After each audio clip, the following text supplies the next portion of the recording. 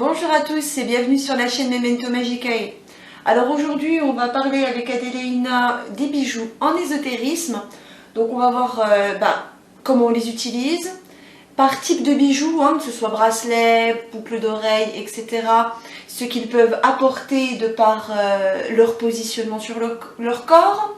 On va parler des matières, des formes et des couleurs. Alors, dans les utilisations principales, j'allais dire, d'un bijou en ésotérisme, c'est la protection. Oui. Moi, je l'utilise beaucoup comme ça, soit comme protection, soit comme système d'alarme. Oui. Voilà, s'il chauffe, s'il pique, s'il réagit, c'est peut-être qu'il y a un truc à voir ou un truc à comprendre rapidement. Donc voilà, comme système d'alarme, je sais que j'utilise beaucoup comme ça. Et puis après, oui, comme bouclier. Oui. Comme protection, ça peut être effectivement juste parce que de lui-même, il va étendre une espèce de bouclier énergétique pour vous protéger d'une entité un petit peu mal intentionnée, on va dire comme ça. Et sinon, parce que je travaille aussi pas mal avec les chakras, le fermer ou l'ouvrir selon l'utilisation que j'en ai dans le rituel concerné. Clairement, clairement. Alors au niveau des bijoux, je sais que j'aime bien aussi diffuser de l'énergie à des plantes par exemple grâce à un bijou. En tout cas, alors, pareil, la notion de bijou chez moi elle est très large.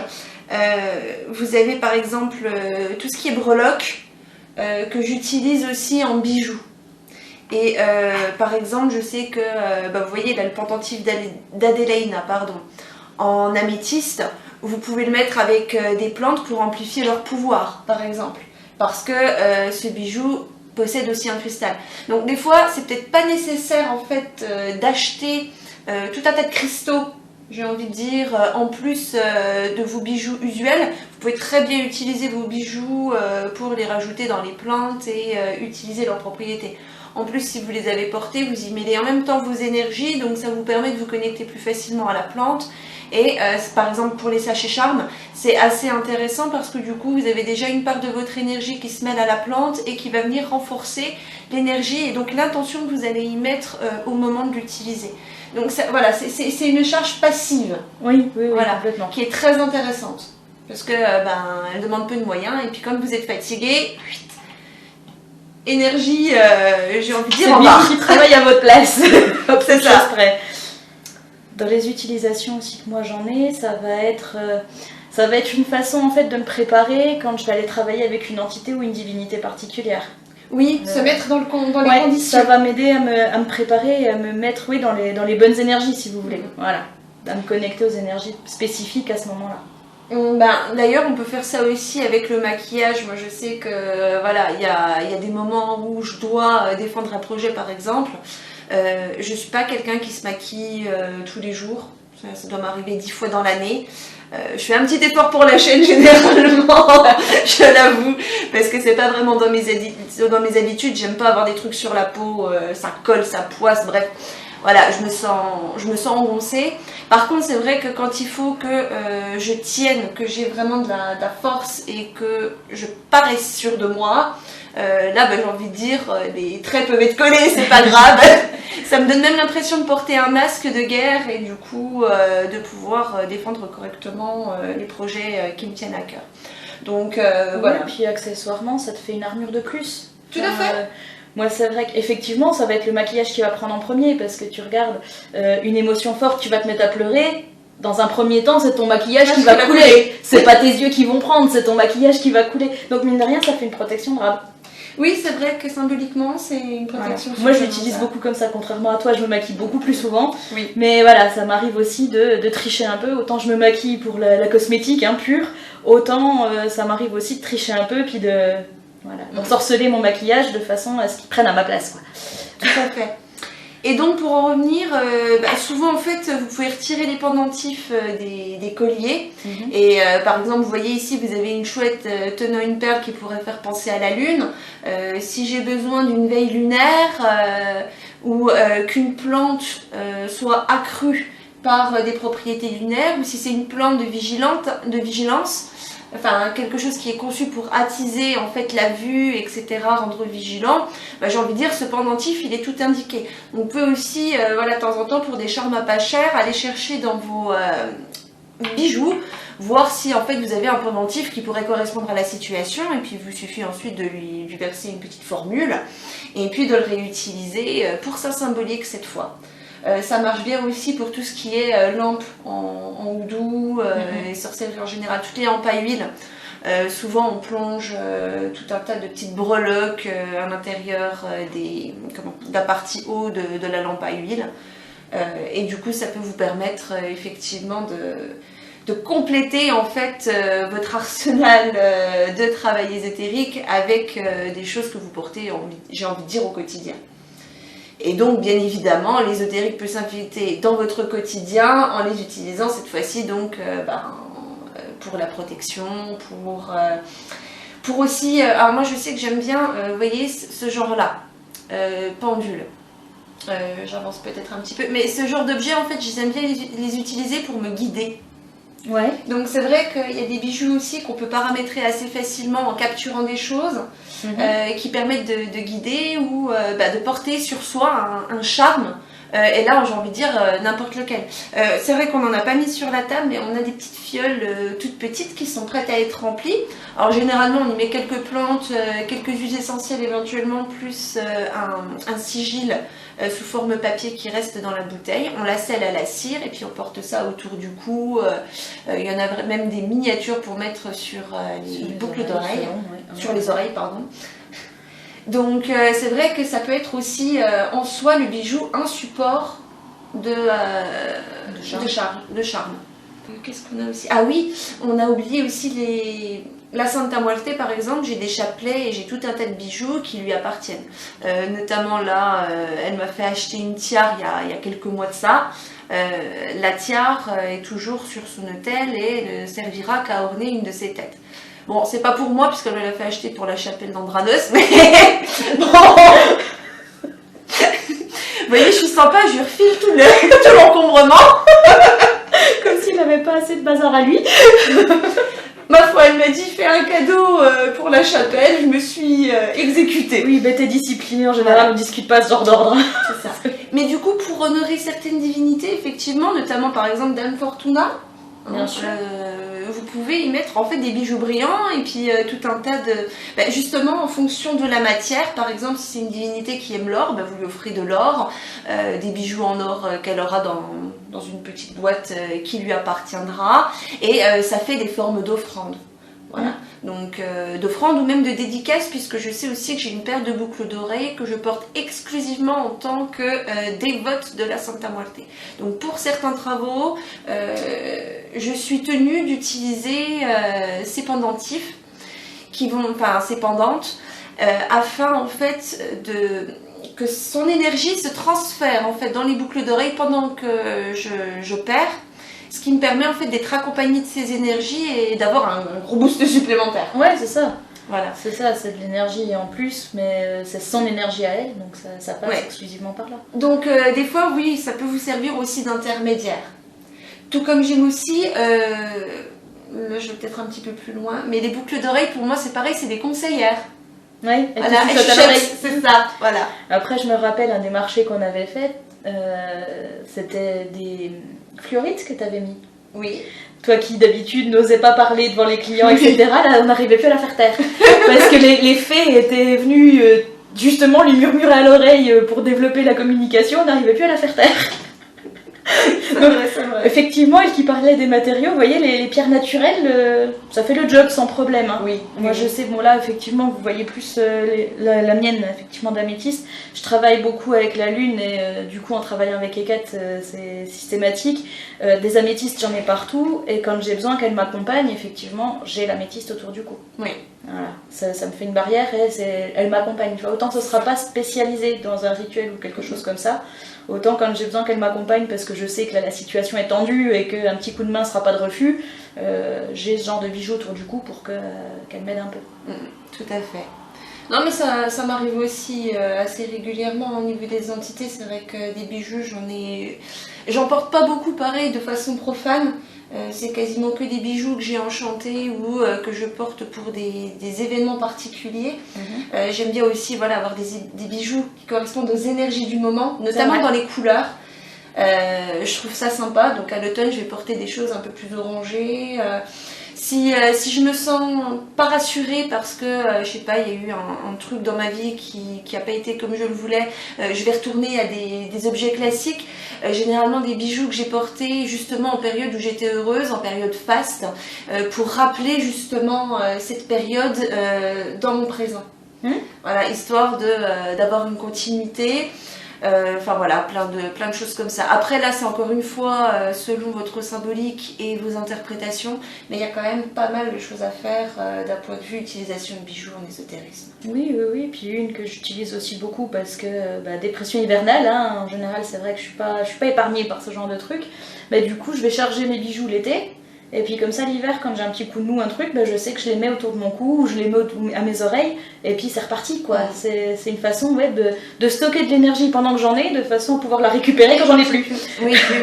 Voilà, ça fait un peu hors crux sur les bords, mais... Oui. Mais voilà, en fait c'est vrai que ça marche pas mal, hein. Mais après voilà, hein, un caillou ça marche aussi, hein. Ah oui. Un sachet de plantes ça marche aussi, c'est juste que voilà, ça permet vraiment d'avoir la gestuelle en fait. Oui, tu le mets autour de ton cou, tu vois, tu raccroches ton collier, du coup tu réintègres l'énergie qui était dedans. C'est une visualisation. C'est ça. C'est une visualisation. C'est un support de visualisation. Ouais. Tout à fait. Donc c'est vrai que oui, ça on avait oublié de le noter. De l'écrire dans le script, oui. Ça vaut le coup d'écrire des scripts.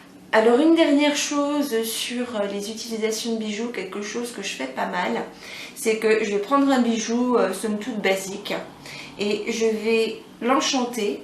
C'est-à-dire je vais le charger et je vais réciter des formules et il va faire l'objet d'un rituel afin de contenir un don, une propriété particulière.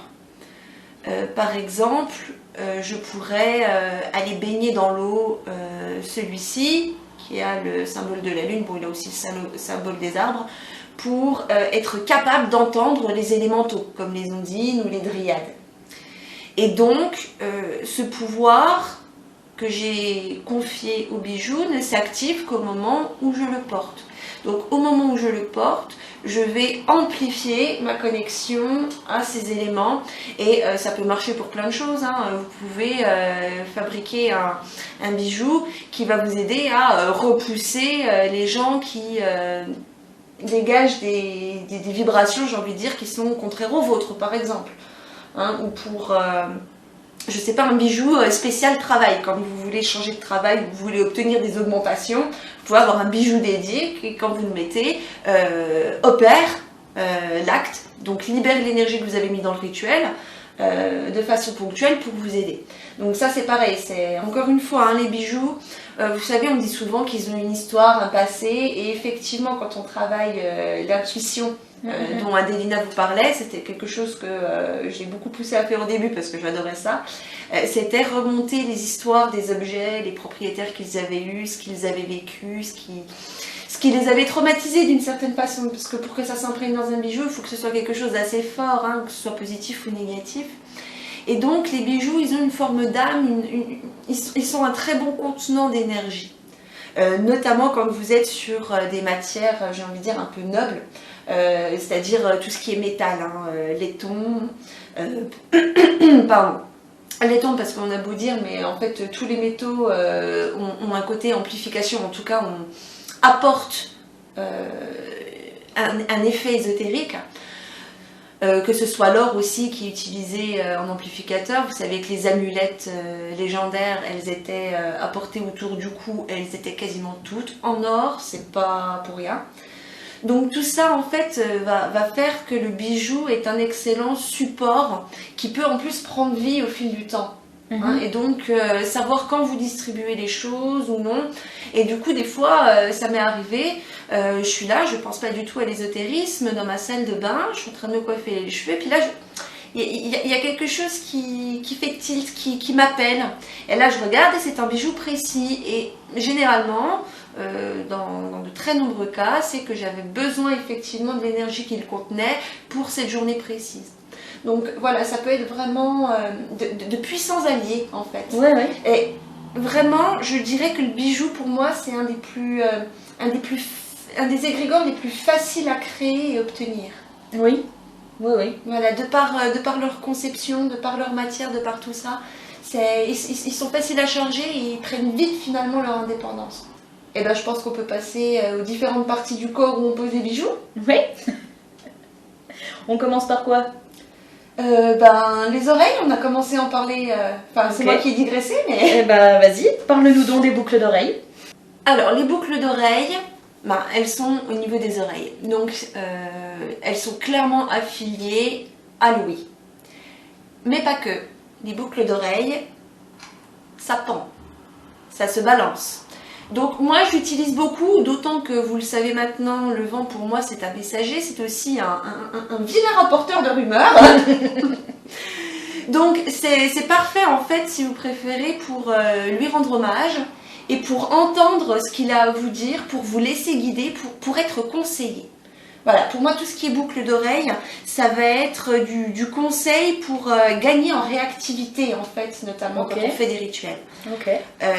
Ça me permet tout de suite de savoir si elles pendent d'un seul coup, qu'elles deviennent lourdes et pesantes, ou alors si elles se mettent à teinter étrangement, je sais qu'il y a quelque chose qui se passe dans la pièce. C'est aussi le moyen que j'ai, je les fais bouger pour appeler le vent. Ouais, aussi. Ok. Voilà, un petit peu comme la baguette de prière Oui, finalement. oui, oui. D'autant que voilà, des boucles d'oreilles, il y en a plein qui peuvent, qui peuvent teinter Bien sûr. et faire du bruit très, très sympathiquement. Alors attention aux cheveux, Et ça s'accroche dedans. selon les pendentifs. Hein. Vous voyez par exemple celle-là, quand ça se prend dans vos cheveux, ça tire. Et pareil, celle-ci, vous voyez, en plus des dépendantes, elles ont des cercles. Donc, encore une fois, ça rajoute une symbolique au niveau de l'ouïe. C'est quelque chose, en fait, qui va vous permettre de boucler, enfin, en tout cas, c'est comme ça que je l'utilise, de boucler un périmètre. Ouais. Un peu comme les cercles chinois dans la tradition des arts martiaux. Ok. Vous savez, quand on commence, on utilise un cercle large, et plus on progresse dans les arts martiaux, plus on peut resserrer le cercle. Et donc, ça, pour moi, voilà, c'est la meilleure alerte qui soit pour savoir si une entité est en train de pénétrer le périmètre du cercle. Ok. Voilà. Et j'enchante de façon à ce que le rayonnement soit supérieur à celui de mon cercle. Parce que Ouais, comme ça t'anticipe. c'est exactement ça. Souvent, en fait, quand on utilise un cercle, on ne s'en rend pas compte, mais ça n'empêche de faire passer que les entités qui sont à un niveau plus faible ou égal au nôtre. Si elles ont un niveau supérieur au nôtre, votre cercle il ne sert à rien. Donc, généralement, le cercle est quand même assez rapproché. On n'a pas tous des grandes pièces de pratique. Il vaut mieux le savoir longtemps à l'avance pour pouvoir se préparer préparer un plan. S'il y a une entité de ce genre qui vient se pointer. Voilà. Ça, c'est mon conseil de pratique. Expérience vécue avec lui. Sans blague. C'est toujours désagréable de voir que l'entité elle tourne en rond et qu'elle sait que tu vas être obligé de sortir du cercle. Bien et sûr, elle a tout bien son sûr. temps. Quand un prof s'évertue à t'expliquer quelque chose, sois patient, laisse-le mourir. Hein. C'est ça, oui. C'était un des 10 commandements de l'école, si je me rappelle bien. Je ne sais pas, j'ai jamais lu ça, moi. Moi, je te les montrerai à l'occasion. Mais écoute, vu que le premier est assez drôle, je veux bien. Ils sont tous sur ce ton-là, mais oui, je t'expliquerai à l'occasion. Pas de soucis. Pour en revenir aux boucles d'oreilles, moi je les utilise pas comme ça. Moi je les utilise en notion d'équilibre, parce que comme j'en ai un de chaque côté, ça me permet de rester stable en fait, et de pas pencher d'un côté ou de l'autre. Donc pour tout ce qui est recherche d'équilibre, je vais utiliser des boucles d'oreilles. Pour la précision, comme si on était un funambule Exactement, en fait. ouais, exactement. Et puis sinon, pour accorder mes violons, j'allais dire. Si tu veux, t'en mets une, je sais pas moi, tiens par exemple. Tu vois, j'ai mes petites plumes là. T'en mets une avec une perle noire comme là, et sur celle-là, tu mets une perle blanche. Oui. Et du coup, t'équilibres le yin, le Et yang. le yang. Voilà, par exemple. Ouais, ça peut être pas mal. Voilà. Ça, Moi, je les effectivement. utilise beaucoup comme ça parce que ça permet de travailler sur soi, en fait, sans que ça coûte cher, parce que c'est encore une fois, c'est les bijoux qui travaillent à ta place, quoi. Oui, tout à fait. Donc ça, c'est une façon de te renforcer sans que ça puise dans ta propre énergie. Deuxième partie du corps, le cou. Alors, le cou, pour tout ce qui est pendentif, souvent, ça se rapproche du plexus solaire. Or, le plexus solaire, c'est vraiment le lieu de passage des entités, j'ai envie de dire. Quand on est sous incorporation, ou même lorsqu'on se fait posséder tout simplement, ça passe par l'avant ou par l'arrière. Donc le plexus solaire, si vous préférez, c'est la première zone à protéger lorsque vous pratiquez. Donc le pendentif étant près de la zone, moi souvent, voilà, si c'est un pendentif comme ça va être de la pierre naturelle pour protéger le plexus. Mais ça peut être aussi justement, c'est pour ça que tout à l'heure je vous montrais un pendentif, c'est là en fait où je vais mettre principalement mes effets de pouvoir. Ouais. Quand il s'agit d'absorber en fait un pouvoir. Ouais. Sinon, si c'est un pouvoir que je dois redistribuer, ça va être plus la bague. Parce que justement, elle peut être sur la main qui prend ou la main qui donne. Ouais. Donc, elle peut redistribuer ou récupérer selon. Voilà. Donc effectivement, là, j'ai envie de dire, niveau pouvoir, vous avez ces deux possibilités. Alors après, voilà, moi les pendentifs, je les utilise effectivement beaucoup comme protection, notamment celui-là parce que c'est quand même une griffe, donc ça pique ceux qui essayent de passer, ou moi si je veux passer à l'attaque, ça me fait quand même une arme supplémentaire, parce que mine de rien, quand on se prend celle-là dans les gencives, ça pique. Voilà, et je l'utilise aussi, alors effectivement plexus solaire, mais gorge. Oui. Gorge, communication, incantation. Formule, etc. Ça me dit. Voilà, ça passe tout par là. Donc pierre naturelle ou selon en ras de cou sur le chakra de la gorge, ça reste plutôt pas mal. Oui, clairement. C'est vrai que j'utilise aussi comme ça, mais peut-être moins souvent en fait. C'est vrai que plexus solaire pour moi c'est vraiment. Oui, chacun ses priorités. Hein. J'ai envie de dire, vous pouvez faire ça aussi dans le dos. Hein. Complètement. Voilà. Complètement. On est symétrique, hein, j'ai envie de vous dire. Les bracelets. Alors les bracelets, on s'en sert pour prendre ou pour donner, selon la main sur laquelle il est mis. En fait, il y a une main qui donne, une main qui reçoit, et selon là où vous l'avez, en fait, là par exemple, je vais prendre. Et si je le mets de ce côté-là, je redonne. Parce que je suis droitière et que moi, la main qui prend, c'est la main droite, et la main qui redonne, c'est la main gauche. Après, t'as peut-être une technique, toi, pour savoir laquelle donne, laquelle reprend? Eh ben, c'est assez facile. Enfin, je dis ça. Je sens quelque chose qui est...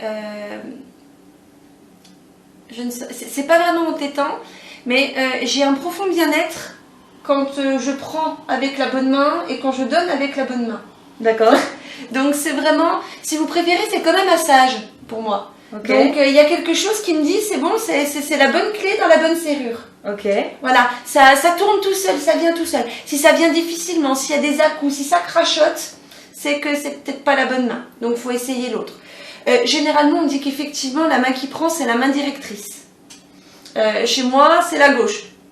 J'écris les deux mains, ça marche pas chez moi. De base, t'es droitière et tu t'es développée ambidextre au fil des années.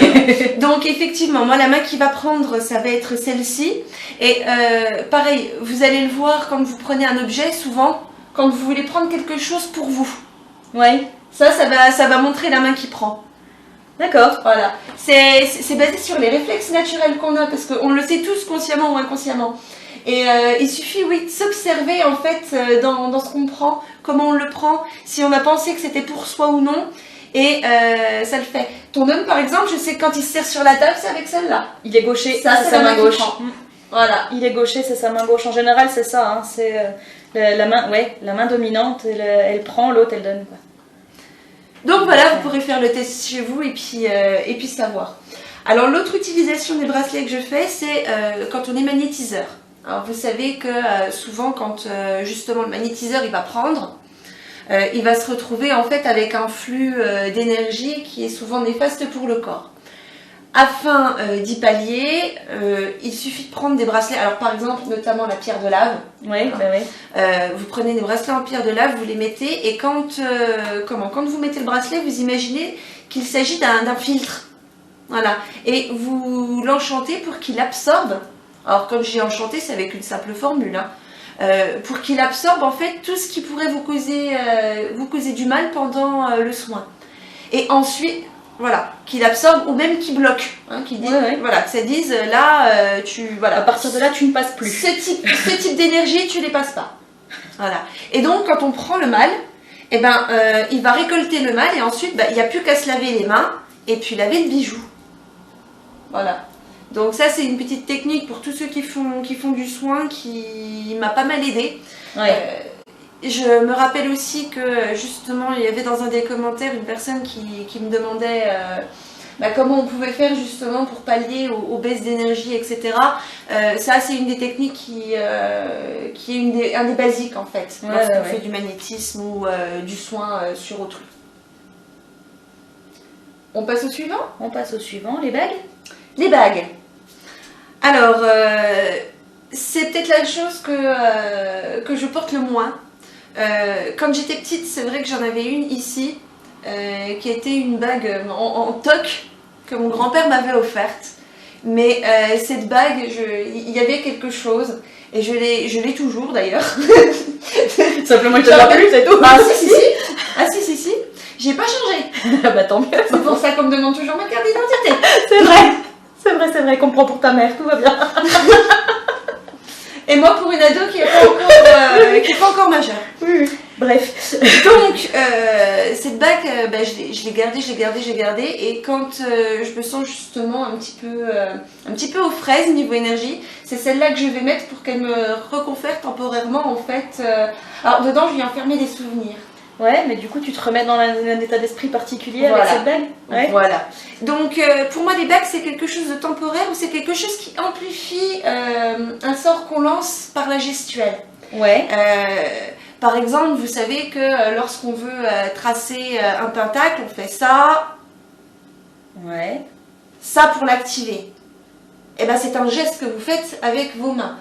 On peut imaginer cette pose-ci est une pose. Alors moi, je l'utilise parce que stabilité de la terre en fait qui vient monter en flux depuis le sol vers moi. C'est un support de visualisation aussi.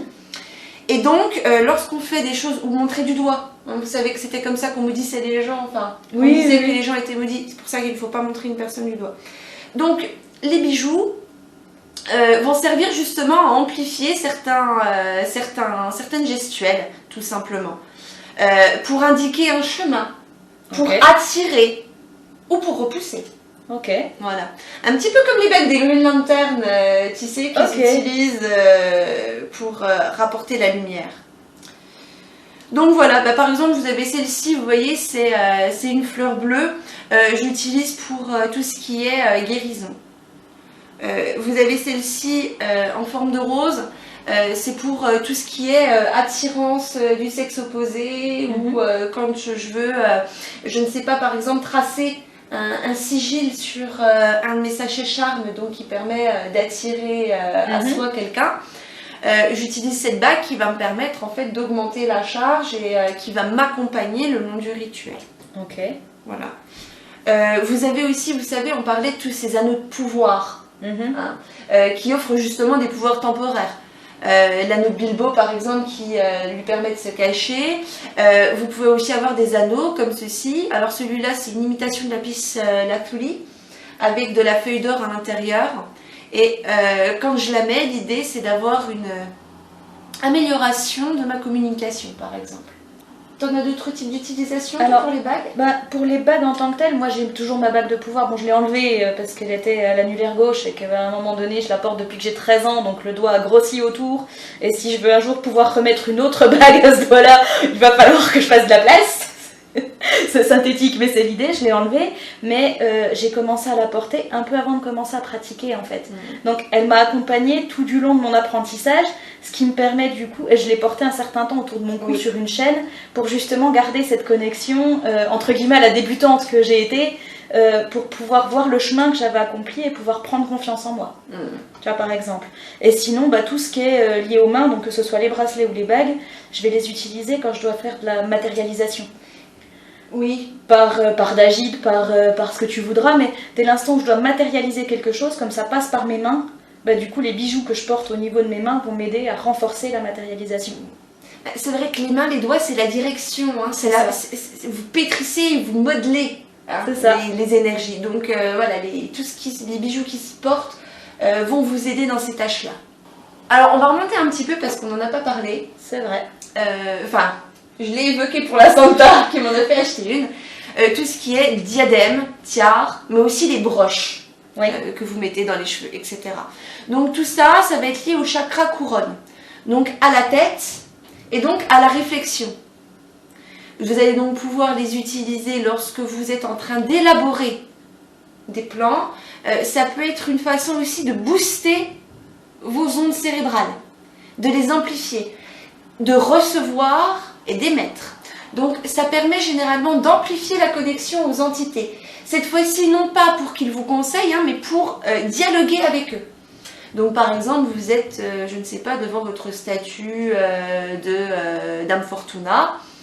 Vous pouvez très bien imaginer un diadème, en plus elle est folle de tout ce qui brille, Elle aime ça, ouais. un diadème qui vous permette, vous imaginez que c'est une antenne qui permet de capter et mieux recevoir, et donc de vous permettre d'être plus sûr de ce que vous entendez, parce que des fois on saisit l'intention, mais on ne comprend pas le sens. Donc ça c'est vraiment des amplificateurs, des antennes, des paraboles. Ouais. Alors après, moi je m'en sers aussi, un peu comme le chapeau pointu chez les sorcières d'antan, pour me recentrer. Oui, finalement, ça me fait un peu comme le fil. Comme si j'étais une marionnette, ça me fait un peu comme le fil qui me tend vers le dessus et qui me permet de rester droite, qui me permet de me recentrer et d'être vraiment canalisée sur ce que je fais. Je vais être glauque, mais moi je pense plus aux trépanation Maya. Oui, chacun ses goûts après. Qui pareil avait ce côté. En fait, il se perçait le haut du crâne, justement. Ici, c'est pas pour rien, parce qu'il pensait que ça permettait à l'âme de mieux communiquer avec les esprits. Donc, un chapeau, c'est mieux pour la santé quand même. Après, oui, voilà. je persiste.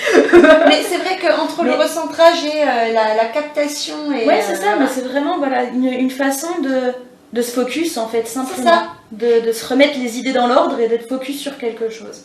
Du coup, on va redescendre. Oui. On a fait le tour, la tête, tête, épaules, genoux et pieds, disait la chanson. On n'a pas les genoux. Non, on n'a pas les genoux. Bon, faut dire que des bijoux sur les genoux, c'est pas super pratique. C'est vrai. Par contre, aux chevilles, ça marche bien. Mettez un bracelet de cheville pour l'ancrage. Mettez ça avec une pierre, genre un jaspe sanguin, par exemple, un jaspe rouge, qui permettra vraiment de se connecter au chakra racine. Ça permettrait vraiment l'ancrage pur et dur, la connexion aux énergies terrestres. Et pourquoi pas, si vous en avez besoin et que vous êtes un peu en rate d'énergie, d'aller les capter directement. Et de vous faire encore une fois une petite perfusion d'énergie. Tout à fait. Et je me rappelle quand j'étais petite, j'adorais... j'avais de la famille qui habitait dans le sud, donc on allait sur la plage, bien évidemment, pieds nus. Et ma maman, elle adorait acheter en fait des bagues de pied. Alors en fait, vous avez une bague que vous passez à un de vos orteils et puis ça remonte en fait et ça vous prend à la cheville. Et c'est vrai que à chaque fois, à chaque pied que je me mettais dans le sable qui s'enfonçait, j'avais l'impression que le bijou se gorgeait. Ouais. Comme si j'aspirais en fait les énergies par la racine des pieds. Ouais. Donc c'est vraiment, j'ai envie de dire, une façon de s'ancrer parce que comme on n'a pas l'habitude de porter quelque chose, quand on est pieds nus, on a cette liberté. Quand on est dans la chaussure, on est tellement engoncé de partout que finalement on ne sent plus rien. Mais quand on porte pieds nus un bijou, on sent son poids, on le sent bouger et du coup on se concentre davantage sur cette zone. C'est vrai. Ce qui fait que, effectivement, pour tout ce qui est technique de visualisation et d'aspiration d'énergie ou même de circulation d'énergie dans votre corps, c'est vraiment une zone à privilégier, moi je trouve. Ouais, après là je viens d'y penser à l'instant et voilà, ça vaut ce que ça vaut, mais un bracelet de cheville, moi ça me fait penser, tu sais, au bracelet des génies, aux menottes des génies un peu, et du coup c'est vrai que ne serait-ce que pour communiquer avec les djinns. Oui. Voilà, c'est typiquement le genre de... Ce sont des bijoux orientaux en plus. Voilà, c'est typiquement le genre d'outil pour communiquer avec les djinns, ça peut être franchement pratique. Oui, parce que pareil, selon les formes, les couleurs, les matières, vous les adaptez selon le type d'entité que vous voulez obtenir en communication, j'ai envie de dire. Et pour avoir un petit peu de tout et puis personnifié. Par exemple, vous voyez ici, vous avez un bijou avec un serpent. Ça pourrait être un début de bijou pour contacter Apophis. Par exemple. Alors, sans être totalement des bijoux, mais qui restent des accessoires à porter sur soi, qui peuvent être enchantés, vous avez les lunettes et les boucles de ceinture. Donc pour les lunettes, j'ai envie de dire, ça vous permet de vous focaliser à un endroit, puisque vous avez une zone bien délimitée. Ça vous permet aussi de vous mettre une visière, de vous protéger hein, quand vous mettez des lunettes de soleil, ou même d'éclairer, puisque c'est censé justement éclairer la vue, donc augmenter votre acuité visuelle et de visualiser plus facilement un voile qui vous permet de voir tout autour de vous. Parce que c'est vrai que des fois ça peut être dur à matérialiser une vue superposée avec les lunettes, c'est assez facile finalement, hein, parce qu'on voit qu'il y a le filtre. Oui, oui. On peut la voir, oui, finalement. Donc on peut s'en servir pour s'aider à la méditation et puis pour renforcer la vue. On peut programmer par exemple une paire de lunettes pour qu'elle vous affiche une entité hostile. Voilà, ça c'est pas impossible. Et pour les boucles de ceinture, j'ai envie de dire, vous pouvez enfermer, cadenasser, contenir des énergies ou ne serait-ce que pour vous, lorsque vous partez justement guerroyer auprès de vos patrons, vous ceindre en fait de toutes les protections possibles, quoi. Hein. Évitez les coups en dessous de la ceinture, littéralement. Joli, effectivement. Alors, on va couper cette vidéo à cet endroit-ci, hein, on va la faire en 2 épisodes. Donc là, on vous a fait déjà une bonne présentation de tout ceci. Et dans la vidéo suivante, on vous présentera tout ce qui est jeu de matière, jeu de couleurs, donc, les formes. Et puis les formes que vous pouvez réemployer donc, pour l'ésotérisme. Puisque nous arrivons à la fin de cet épisode, on n'a plus qu'à vous demander de commenter, liker, partager si vous le souhaitez, vous abonner bien sûr, vous êtes les bienvenus sur la chaîne, et puis on se dit à bientôt pour la suite de cet épisode.